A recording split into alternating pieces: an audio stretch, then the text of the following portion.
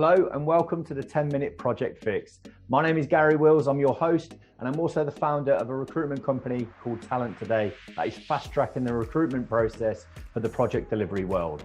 In each episode, we'll be discussing all things project delivery, and we'll be speaking to the very best project leaders and CIOs in the marketplace that have been there, done it, got the t-shirt, and got a lot of war wounds along the way.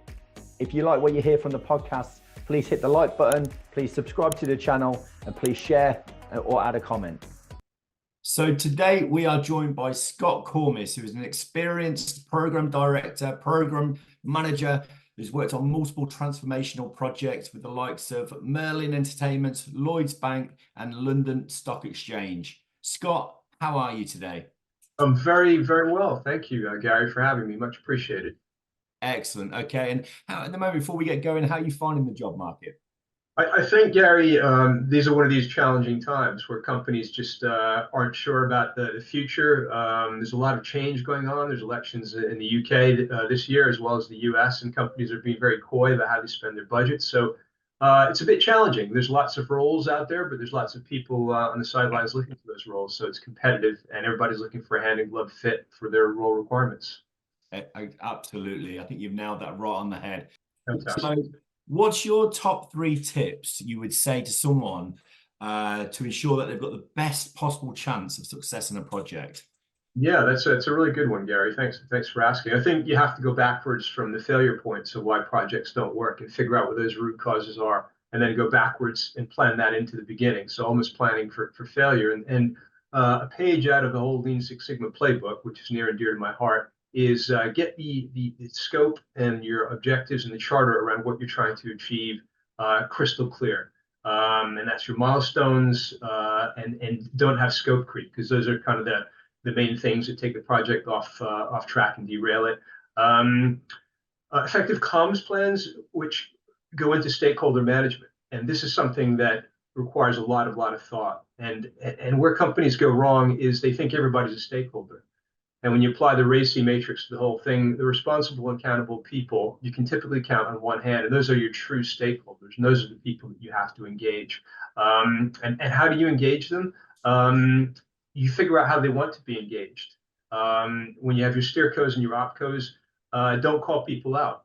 If you're going to paint the risk logs amber or red, don't let it be done in public for the first time. Take the people through it ahead of time, make sure they're on board, talk to them, give them help around the risk mitigation and plans they need, and make sure they have the support and the encouragement and success they need to help to succeed. Risk management, you have to have a viable risk management plan. Again, back to the Lean Sigma framework, there's a lot of good risk matrices out there. It's become a science now, almost an art and a science.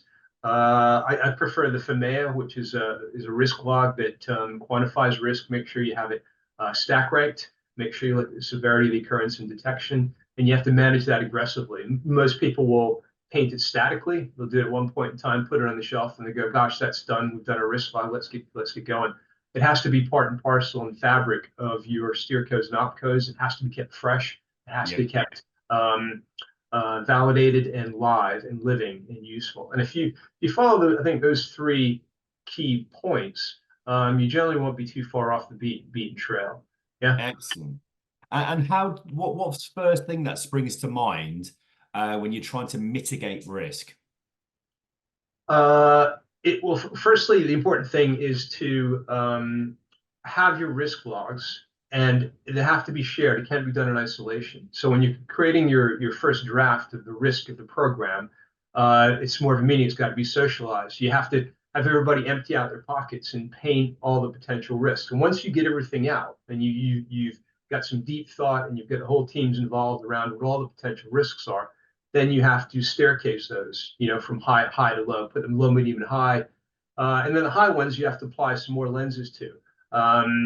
Severity, occurrence, and detection are the 3 parameters I like to do. How likely is it to happen? It could be a huge risk. Can I detect the risk? And then what can I do to mitigate the risk once it happens? And I think if you have to follow the discipline and rigor, where things break down is you do that all hard work in the beginning of the project, you quantify it, you stratify it, and then you don't weave it into your ongoing governance and stakeholders meetings, and you don't keep it fresh and alive. So I think if you do all that, then you stand a fair chance of getting the project on track and not being red or amber. Excellent. And your approach with stakeholders, is there a winning formula that you've got?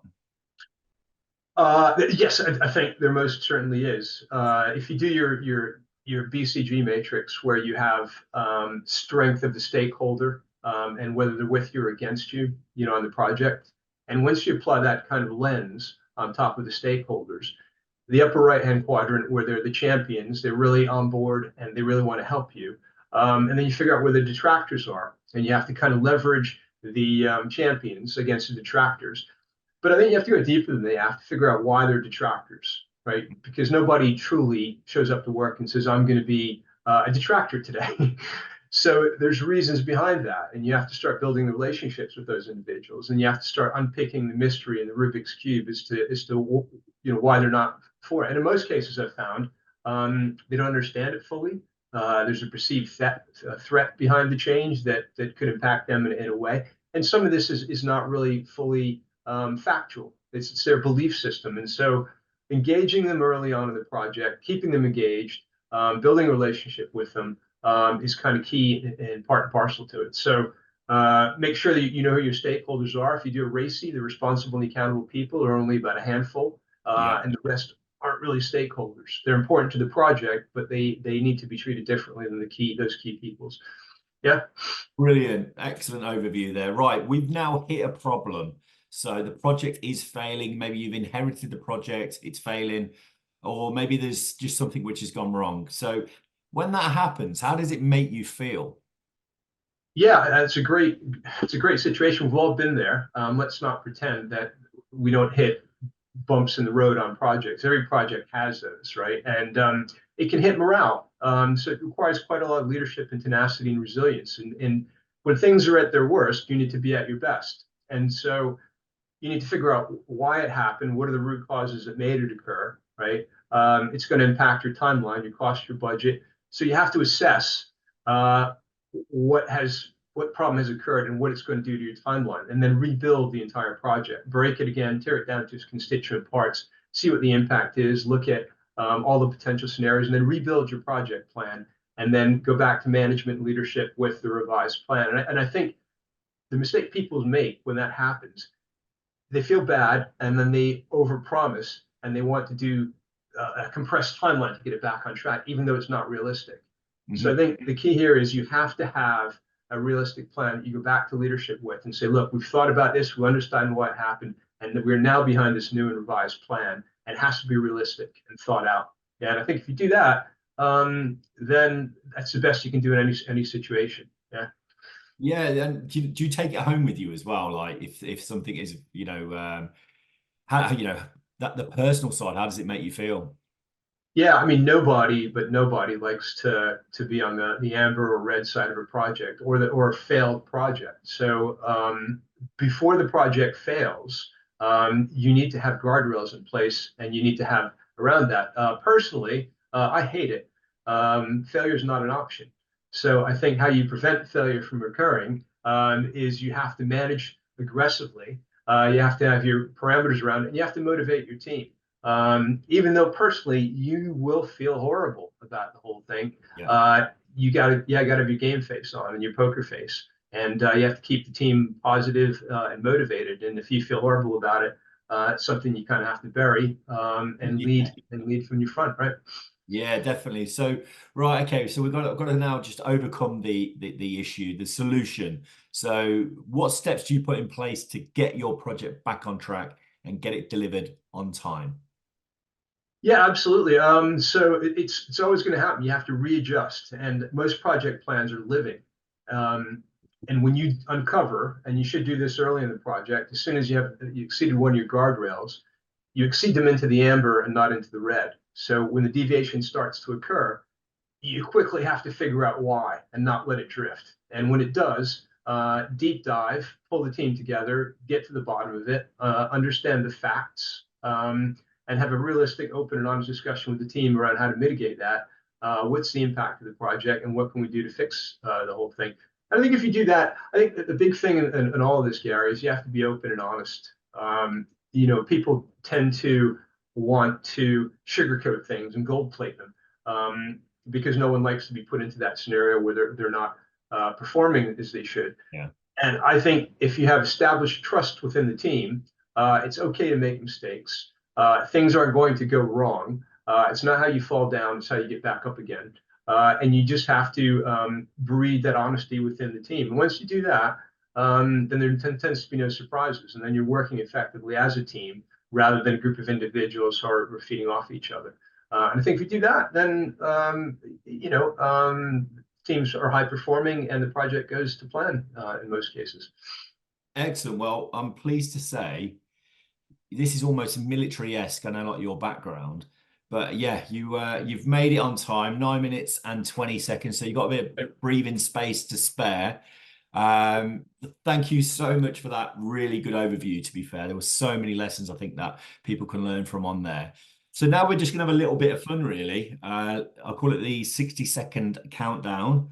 So we've got 60 seconds just to get to know a bit about you. And right, on the count of three, 1, 2, 3. Best bit of software? Has to be ChatGPT. Best bit of hardware? Smartphones, specifically Apple. Brilliant. Best lesson learned? Communicate frequently and often. Jam or Marmite? Jam. Who inspires you? There's a chap named Sir Ranulph Fiennes who's got a fascinating life. I went to his show on Friday night. It's amazing. Who frustrates you? I think politicians today, every one of them, no matter what side of the aisle you're on. Same.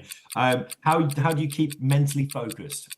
I love taking the dog for long walks. Let's stay fit by working out, and then listen to music when you have to stay focused for a long project or deliverable. Your favorite sport or team? Mercedes Petronas Formula One. Excellent. Tell them how to do it or find the way together. Find a way together. Yeah, bring people on the journey. Done. Perfect. It's done. We have got some other questions, so we'll go through them as well. So, but that was your 60 seconds. Didn't quite get to finish it. Work from home or in the office? Hybrid. Hybrid. Brilliant. Okay. You've sent me a curveball there. If you could, do you want to do it again? Is it better? Yeah. If you could have dinner with one person, who is it? Got to be Sir Winston Churchill. Too many questions for dinner. Definitely. Favorite brand? Ferrari. Wow. Okay. Being a Mercedes fan as well. Mercedes fan, yeah, but Ferrari is just it's a powerful brand, isn't it? Conjures up passion and fury, and it's a high quality item. It's one of those brands. You got to love it. It's iconic. It is. Podcast or music? Again, both. Podcast for feeding the brain, music for soothing the brain. So half and half. Early bird or night owl? Night owl. I like to wee hours of the night catch up on the day when things are quiet and get stuff done. And after a successful project, your ideal retreat? Got to be the Maldives.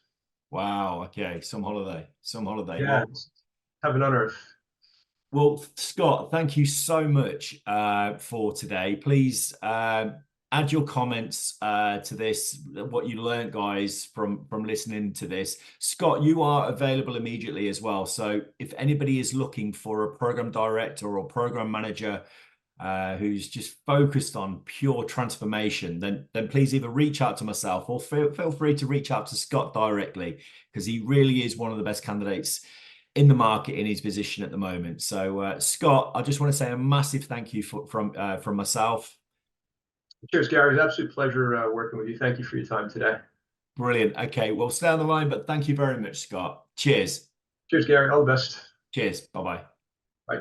Thanks very much for joining me on today's podcast.